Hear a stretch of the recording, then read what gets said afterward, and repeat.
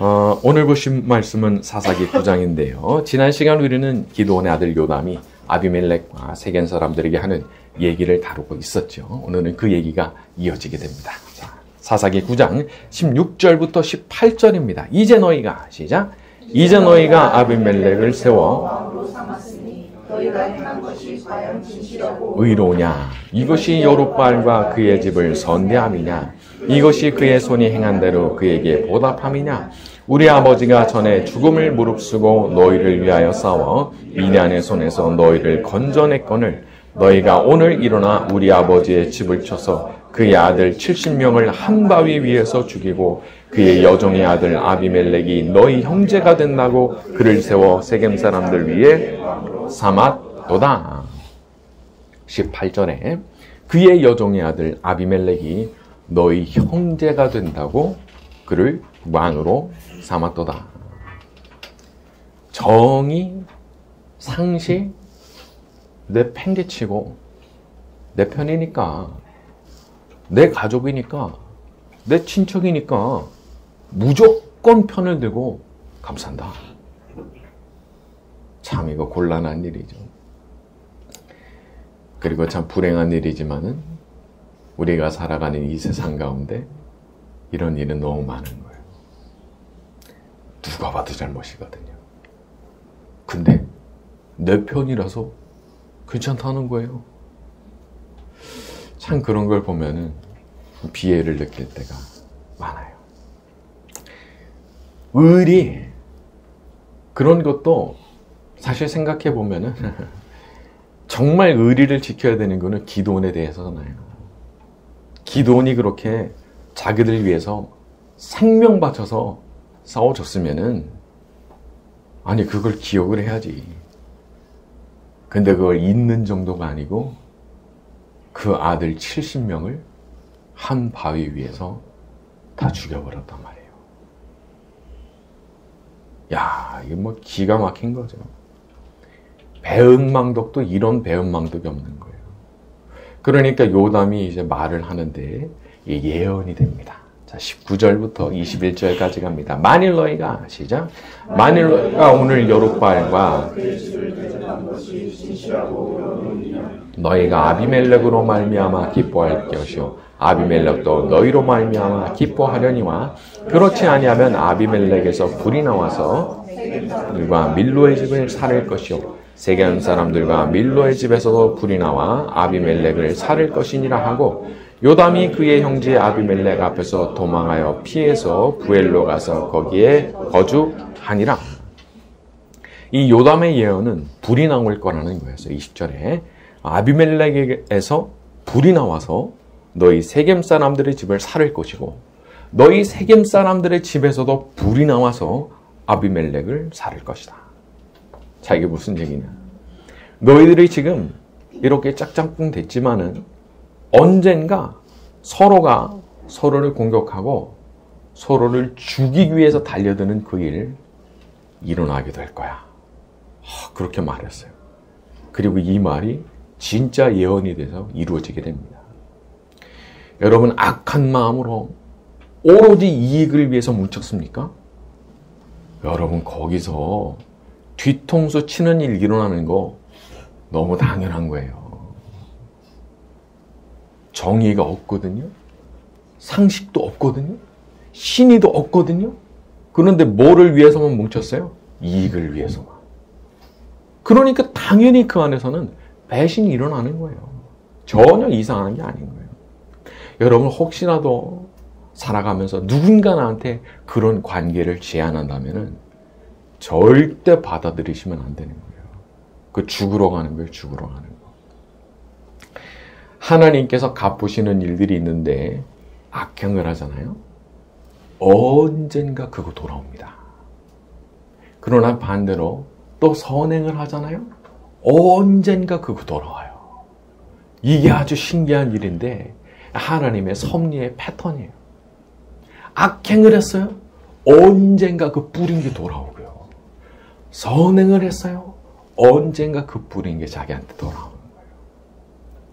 여러분, 당장 좋은 거 그런 거 생각하고 악행하다가 깜짝 놀라는 날 옵니다. 그러나 반대로 지금은 어렵고 고되고 힘들어도 계속해서 선을 행하려고 노력했어요.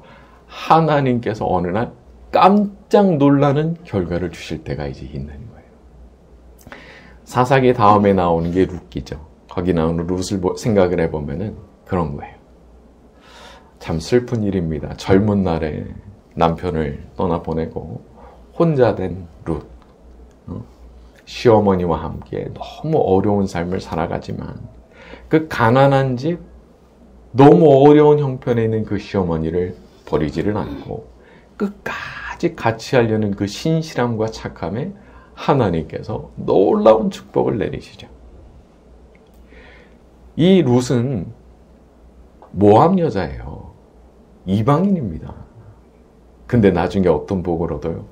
다윗의 조상이 되죠. 더 아래로는 예수님의 조상이 되죠. 모압 여자인데, 모압의 젊은 여자잖아요. 누가 주목하는데요? 사람은 아무도 주목 안 해요. 그런데 하나님은 주목하시는 거예요.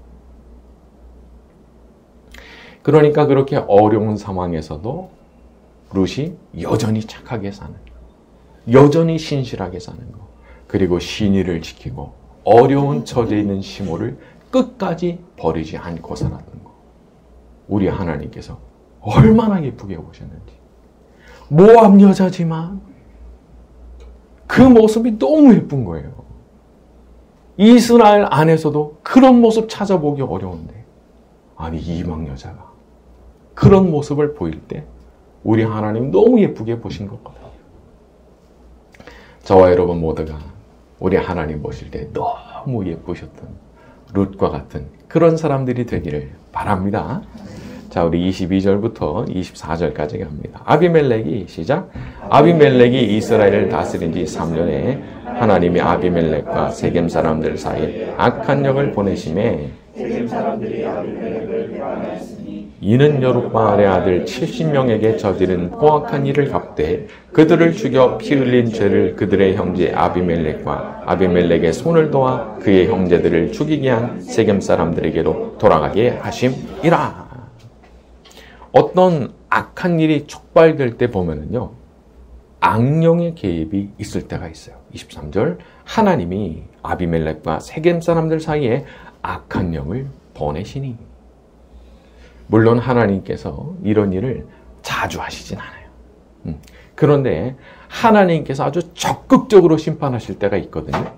아주 강하게 개입해서 이거는 실행을 하겠다고 딱 마음 먹으실 때가 있어요.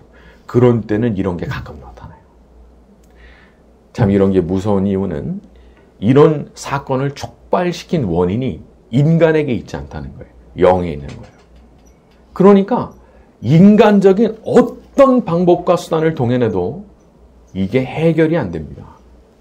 왜? 뒤에 악령이 있거든요. 그러니까 아무리 중재를 잘하는 사람이 들어가도 중재가 안 돼요. 아무리 합리적인 방안을 내놔도 중재가 안 돼요. 왜? 뒤에 악령이 있거든요. 그러니까 이게 사람에게 악령이 개입을 하면은 사람이 이상해져요. 그래서 아무리 합리적인 얘기를 해줘도 안 받아들입니다. 이상하게 행동하고 이상하게 판단하는 거예요. 만약 여기에 대해서 대처할 수 있는 유일한 방법이 있다고 그러면 그것은 한 가지밖에 없는데, 우리가 주권자이신 하나님 앞에 완전히 엎드려가지고 자비를 구하는 것밖에 없는 거예요. 그게 뭐냐? 기도죠, 기도. 주권자가 하나님이시니까 내가 하나님 앞에 완전히 엎드려서 기도하는 거예요. 여러분, 이게 믿음이 없는 분들은 기도가 얼마나 중요한지 모릅니다. 그러니까 계속 외적인 조치만 생각을 해요. 근데 우리 믿는 우리들은 다르거든요. 전능하신 하나님 앞에 호소하고 내가 기도하는 것이 얼마나 힘있고 효과적인지 알기 때문에 나는 그 어떤 것보다도 기도에 힘쓰는 거예요. 여러분, 내가 실제로 몸으로 액션을 취해가지고 어떤 조치를 해야 되는 게 한 20이면은요, 80은 기도가 돼야 돼요. 여기서 믿음의 차이 있습니다. 믿음이 진짜 있다면 자기 시간에 80을 거기다가 쓸 수 있어야 되는 거예요. 정말 믿음이 있다면. 왜냐하면 거기서 해결됐거든. 거기서 승부가 날 거기 때문에 그 정도로 애를 써야 되는 거예요. 인간적으로 보면은 가능성 없습니다. 가능성 제로예요. 지금 악령이 개입해 있는데 안 되는 거예요. 하지만 믿음의 눈으로 보면은 아니에요. 아직 끝난 거 아니에요. 내가 전능하신 하나님 앞에 엎드릴 수 있는 시간과 기회가 아직 남아있다면 아주 괜찮은 거거든요. 어떤 사건을 마주하게 돼도 전능하신 하나님 앞에 엎드려 기도하고 그 하나님께서 기도의 응답으로 뒤집어 주시는 축복을 누리는 저와 여러분이 되기를 바랍니다. 자, 또 한 가지 보고 싶은 것은 이렇게 하나님께서 심판하시는 날이 온다는 겁니다. 22절에 아비멜렉이 이스라엘을 다스린 지 3년 만에. 여러분 왜 3년일까요? 왜 3년 만에 그런 일이 일어나게 됐을까요? 우리는 사실 알 수가 없어요. 그러니까 하나님 주권에 해당하는 사안이기 때문에 왜 더 빨리 하지 않으셨나 궁금하지만 우리가 모르는 것이고, 아니 아예 그 일이 안 일어나게 하실 수는 없었나 궁금하지만 우리는 알 길이 없는 거예요. 여러분, 우리가 신비를 인정해야 됩니다. 인간으로서는 다 이해를 할 수 없는 하나님의 주권이 존재한다는 것을 인정하고 받아들여야 되는 거예요. 붕어가 사람을 어떻게 이해해요? 아니, 메뚜기가 사람을 어떻게 이해를 해요? 이해하는 척해도 하나도 이해 못하는 거예요. 응? 그런데 그와 같은 거거든요. 인간이 하나님을 안다고 한들 얼마나 아는데요. 알지 못하는 게 당연한 거예요. 다 알 수가 없는 게 당연한 거예요. 그래서 성경 안에 신비가 너무 많아요. 그런데 신비를 내가 다 풀어주마 라고 말하는 사람들 있죠. 그게 이단이에요. 아니, 메뚜기가 나한테 말을 하는데 자기가 나를 다 이해한다는 거예요. 무슨 소리를 하고 있는 거예요, 지금? 근데 그거랑 똑같은 거거든요. 아, 성경 읽을 때 궁금한 거 있으면 내가 다 가져오세요. 내가 다 풀어줄게. 그래가지고 희한한 방식으로 이걸 쪼개가지고 맞추는데 그럴듯하거든요. 여러분, 그게 이단인 거예요. 신비를 둘 줄 알아야 돼요. 그게 믿음이거든요. 그래서 우리가 우리의 위치, 우리의 신분, 우리의 지위를 인정하고 피조물이니까 그분 앞에 겸손하게 고개를 숙일 수 있어야 된다는 거죠.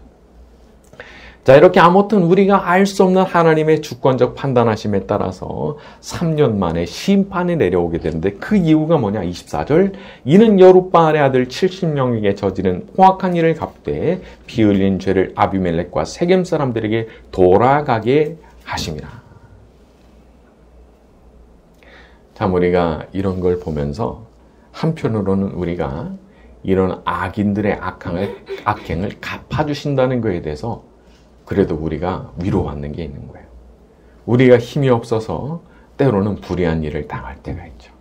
좀 억울한 일을 당할 때가 있죠. 근데 그때 우리가 할 수 있는 건 뭐냐? 내가 하나님 앞에 호소하고 하나님 앞에 고소장 제출하는 거예요. 그리고 어떻게 되느냐? 나 그냥 잊어버리는 거예요. 나 하나님 앞에 고소장 제출했잖아요.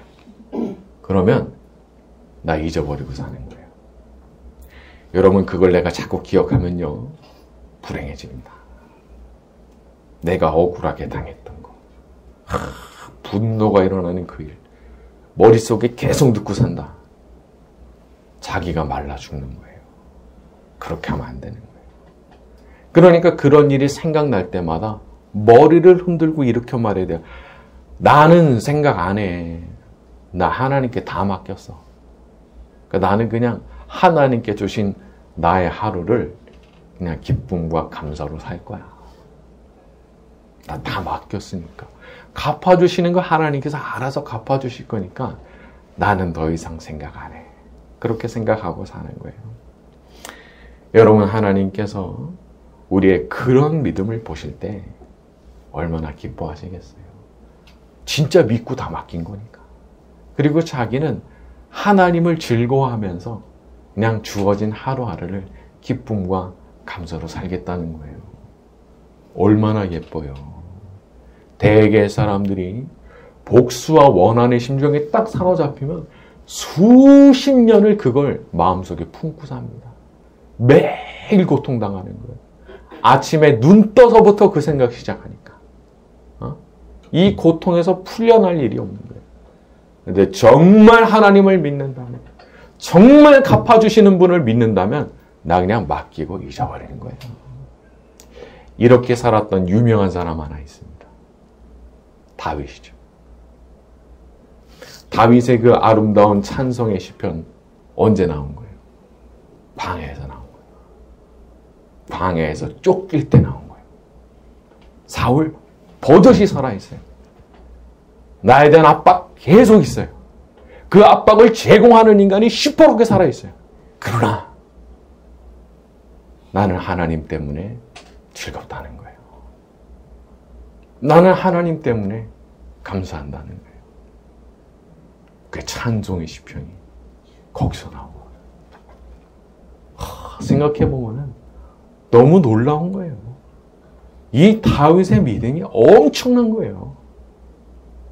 내가 그 입장이라면, 밤낮으로 쫓기면서 살아가는 그 입장이라면 내가 과연 하나님을 찬송하면서 내게 주신 하루를 감사함으로 살아갈 수가 있을까?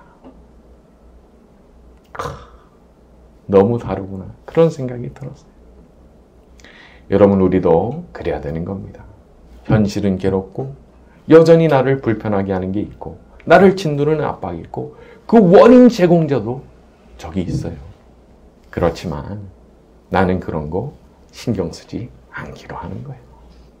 나 하나님께 다 맡겼으니까 나 그냥 하나님 때문에 즐거워하기로 선택하는 거예요. 하나님 때문에 나는 감사하기로 선택하는 거예요. 여러분, 찬송 안 나와도 그냥 찬송하세요. 우리 예전에 임례송으로 많이 불렀던 거 있죠? 찬양하라 내 영혼아. 이거 부르는 거예요. 그래야만 되는 거예요. 다윗이 그랬던 것처럼 광야에서도 모든 것을 하나님께 맡긴 사람으로서 찬송을 부르며 살아가는 저와 여러분이 되기를 바랍니다. 자, 우리 25절부터 29절까지 쭉 갑니다. 세겜 사람들이 시작. 세겜 사람들이 산들의 꼭대기에 사람을 매복시켜 아비멜렉을 엿보게 하고 지나는 모든 자를 다 강탈하게 하니 어떤 사람이 그것을 아비멜렉에 알리니라. 에벳의 아들 가알이 그의 형제와 더불어 세겜에 이르니 세겜 사람들이 그를 신뢰하니라. 그들이 밭에 가서 포도를 거두어다가 밟아짜서 연회를 베풀고 그들의 신당에 들어가서 먹고 마시며 아비멜렉을 저주하니 에벳의 아들 가알이 이르되 아비멜렉은 누구며 세겜은 누구이기에 우리가 아비멜렉을 섬기리오. 그가 여룹바알의 아들이 아니냐. 그의 신복은 수불이 아니냐. 차라리 세겜의 아버지 하몰의 후손을 섬길 것이나 우리가 어찌 아비멜렉을 섬기리오. 이 백성이 내 수하에 있었더라면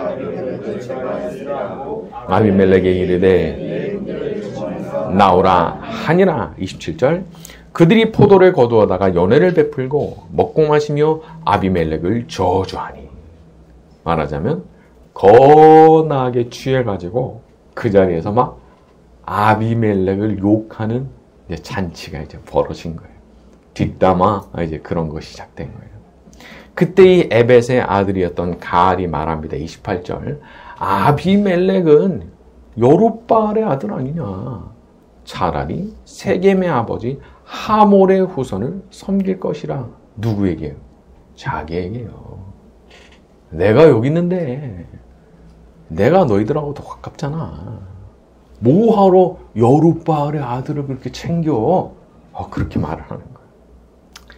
예수님 말씀하시기를 칼로 산 자는 칼로 망한다 말씀하셨는데 여러분, 그런 방식으로 해서 다 일어난 사람입니까? 그러면은 그 사람 안 보는 곳에서 똑같은 방식으로 그 사람을 밟고 일어서려는 사람이 나오는 거예요.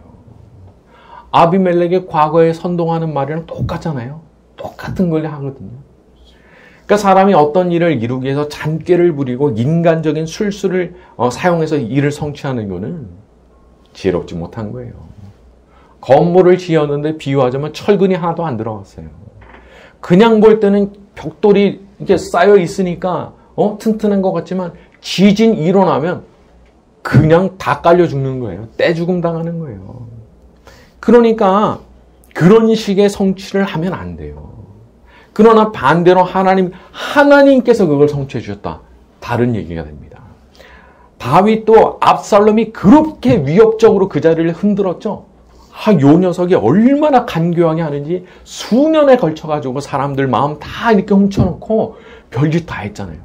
그런데도 안 흔들려요. 못 내려가게 하는 거예요. 누가? 하나님께서. 하나님께서 압살롬한테 넘겨주시질 않아요. 왜 그렇게 된 거예요?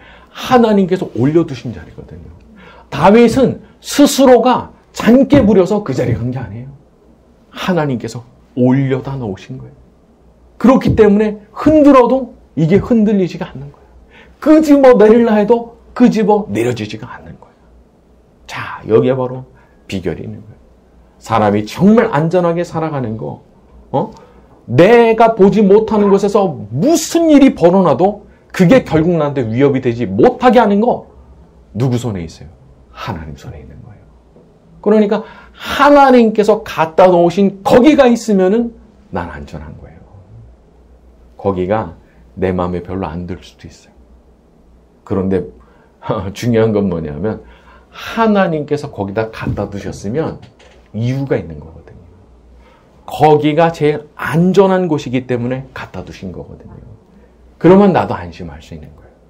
내가 함께 부려가지고 거기 간 게 아니거든요. 하나님께서 가게 하셔가지고 훌륭한 거거든요. 그건 내가 안심할 수가 있는 거예요. 우리는 언제나 목자 대신 하나님을 따라가는 사람들입니다. 우리는 양이니까요. 우리는 가장 사랑하시는 분께서 데려다 놓으신 그곳이 나한테 제일 좋은 곳이다 생각하고 거기서 만족하고 감사하는 법도 배워야 되는 거예요. 우리가 사람이 버리지 못한 야심이 있으면 괴롭습니다. 그런 거 다 내려놔야 되는 거더라고요. 그냥 주시는 대로 감사함으로 양처럼 살겠습니다. 그럴 때 우리 하나님께서 기뻐하시는 것을 느껴요. 기도 가운데 느껴지는 거예요. 하나님께서 이런 자세를 너무 좋아하시는구나. 우리 하나님께서 어디로 가게 하시든 그 자리를 항상 감사함과 기쁨으로 받아들일 수 있는 저와 여러분이 되기를 예수님의 이름으로 축원합니다. 시작됐네 우리 주님의 늘